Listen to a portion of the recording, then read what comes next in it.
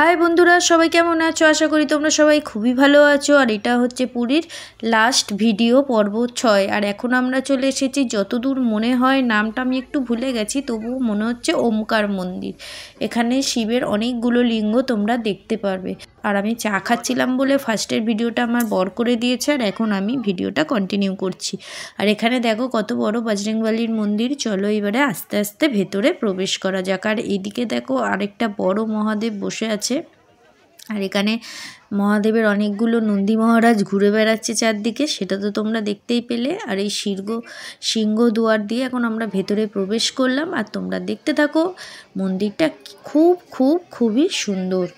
তোমরা যারা এসেছো দেখেছো তাদের তো আর কিছুই বলার নেই, তারা তো জানোই। আর যারা আমার ফোন থেকে ফার্স্ট টাইম দেখছো, এই মন্দিরটার দর্শন নিচ্ছ, তাহলে ভালো লাগলে লাইক কমেন্ট করো, শেয়ার করো, আর মহাদেবের কাছে নিজেদের মনের আশা বলো। মহাদেব কিন্তু ঘরে বসেও তোমাদের মনের আশা শুনতে পাবে। দেখো কি মিষ্টি ভোলেনাথ এখানে। আর এখানে এই দিকটা দেখো কত কিছু, মানে দেয়ালে মূর্তি ফুর্তি আঁকা আছে। ওখানে আছে হনুমানজির মন্দির। যখন আমরা মানে ফিরবো তখন ওইখানের ভিডিওটা করব। এখন চলো সামনের দিকের ভিডিওটা করি। চারিদিকটা দেখতেই পাচ্ছ কত সুন্দর। আর এখানে নারায়ণের পা মাতা লক্ষ্মী টিপে দিচ্ছে, তাই আমার বরকে আমি বললাম বাড়ি চলো, তোমার পাও আমি টিপে দেবো ইয়ার্কি মেরে। সারাদিন তো দুজনে মারপিট করি। আরে দেখো রাম সীতা, বলো জয় শ্রীরাম। বুঝছো, বজরংবলী, লক্ষণ সবাই। এখানে একটা মা দুর্গা মূর্তি আছে, মানে কালী মাতার।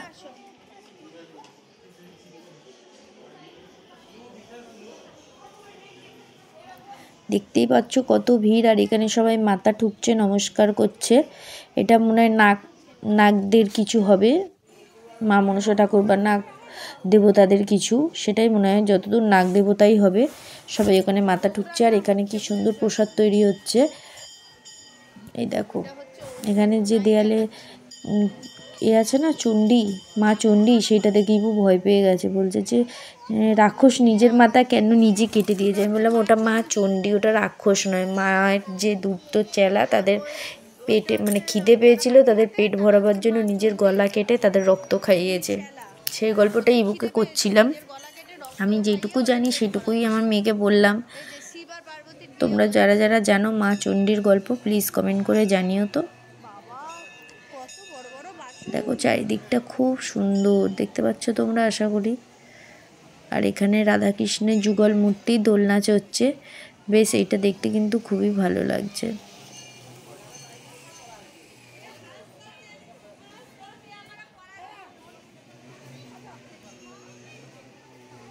আর আমি ভিডিও করছি তাই দেখছে আমার দিকে বেশিরভাগ জন। এখানে দেখো সবাই চাকা ঘোরাচ্ছে, নিশ্চয়ই ওর কিছু মাহাত্ম্য আছে। আমরা আর ঘোরাইনি, আমি তো ভিডিও করার এতেই ছিলাম ব্যস্ত, সেই জন্য ঘোরাতে পারিনি। দেখো এটা সন্তোষী মাতার মন্দির, দাঁড়াও ভেতর দিয়ে দেখাবো। রাক্ষসের এখন মুখে ঢুকবো আমরা, তার আগে মায়ের দর্শন নাও। এটা হচ্ছে সন্তোষী মার মন্দির। আর এটা জগন্নাথ দেবের মন্দির, ছোট্ট মতো। এই শিব মন্দিরের ভেতরেই অনেক দেবতার ছোট ছোট মন্দির আছে, সেখানে জগন্নাথ দেব, সন্তোষী মাতা, রাধাকৃষ্ণ এরকমই। চলো এবারে ভেতরে যাওয়া যাক। আর এই দেখো আমরা এখন ভেতরে প্রবেশ করেছি, জিভে পা দিয়ে দিলাম রাক্ষসের। কি ভয়ানক দেখতে, দেখেছো? আর এখানে সিঁড়ি আছে, একটু দেখে দেখে নামতে বলছি আমার ইবু সোনাকে। দেখো কত জ্যোতির্লিঙ্গ, তোমরা সবাই প্রণাম করো। তোমাদের মনে যা যা ইচ্ছা মহাদেবকে জানাও। নতুন বছর যেন তোমাদের সবার ভালো কাটে, আর তোমাদের ফ্যামিলির সবাই যেন খুবই সুস্থ থাকে, এটাই বলো, মহাদেব ঠিক শুনবে। দেখো নানান রকম মূর্তি। সব থেকে বেস্ট লেগেছে আমার নীল রঙের একটা মহাদেবের লিঙ্গ আছে, নীলাদ্রি মনে হয় নাম, আমি পড়েছিলাম তখন। কি দারুণ, এইটা সব থেকে বেস্ট লেগেছে এতগুলো লিঙ্গর মধ্যে। এমনিতে নীল রঙ আমার খুব প্রিয় রঙ। দেখেছো কত বড় মন্দির এটা, আর কত লিঙ্গ আছে এখানে মহাদেবের। এক একটা এক এক রকম।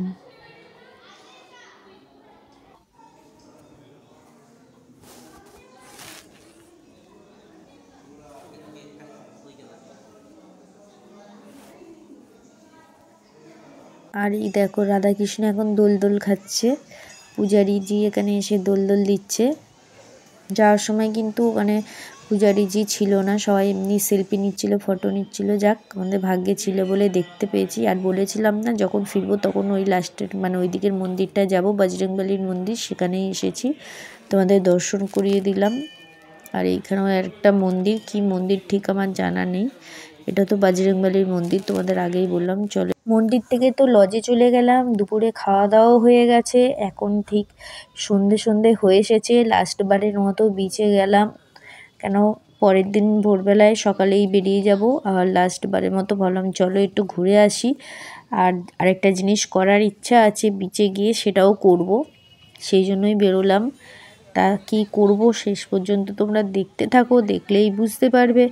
আর আশা করি তোমরা আমার পুরীর পুরোটা ভিডিও মানে প্রথম পর্ব থেকেই 6 নম্বর পর্ব অবধি দেখেছো। যদি ভালো লাগে তাহলে একটু লাইক কমেন্ট শেয়ার সাবস্ক্রাইব করে পাশে থাকো। তোমাদের লাইক কমেন্ট পেলে কিন্তু আরও আগ্রহ বাড়বে নতুন নতুন ভিডিও তোমাদের সামনে তুলে ধরার। আর একটু শেয়ারও করে দিও, তাহলে খুব ভালো হয় তোমাদের ফ্রেন্ড অ্যান্ড ফ্যামিলির সাথে। আমাদের তো নতুন চ্যানেল, তাহলে একটুখানি বেশি বেশি বেশি একটু ইউটিউব রেকমেন্ড করবে সবাইকে দেখার জন্য আমাদের channel. Please like comment share subscribe করো। আর যারা আমাদের চ্যানেলকে সাবস্ক্রাইব করেছো মানে আমার চ্যানেলকে সাবস্ক্রাইব করেছো তাদের অনেক ধন্যবাদ এইভাবে পাশে থাকার জন্য। তোমরা সবাই কিন্তু খুবই ভালো থেকো।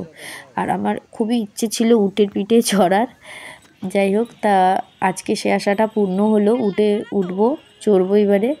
ইবু সোনার আমি দুজন মিলে ওর বাবাকে বলেছিলাম, এর আগের বারে যতবার এসেছিলাম বলে ওর বাবাকে মানে ইবুর বাবাকে বলেছিলাম আমার বরকে, কিন্তু একবারও চড়াইনি। তো এইবারে ইবুও বায়না করেছে দুজন মিলে, তাই এবারে কিন্তু রাজি হয়ে গেছে উঠে চড়াবার জন্য। আসলে তখন বলেছিলাম তোমাকেও চড়তে হবে মানে বরকে, কিন্তু ওর কোনো ইচ্ছে নেই। তাই এইবারে তো আমার পার্টনার আছে আমার ইবু সোনা, তার জন্য আরও আমার বরকে বলিনি যে চলো, তাই ও আর আপত্তি করেনি, বললো ঠিক আছে তোমরা দুজনেই চড়ে নাও যাও। আর ও বেশ ভালোই হয়েছে একদিকে চড়েনি, তাহলেও আমার ভিডিওটা করে দিতে পারছে, নাহলে ভিডিওটা কি করে করা যেত বলো। এই যে মা মেয়ে উঠে পড়েছি উটের পিঠে, এবার একটু বেরোই, ঘুরু ঘুরু করতে দেখি কেমন লাগে।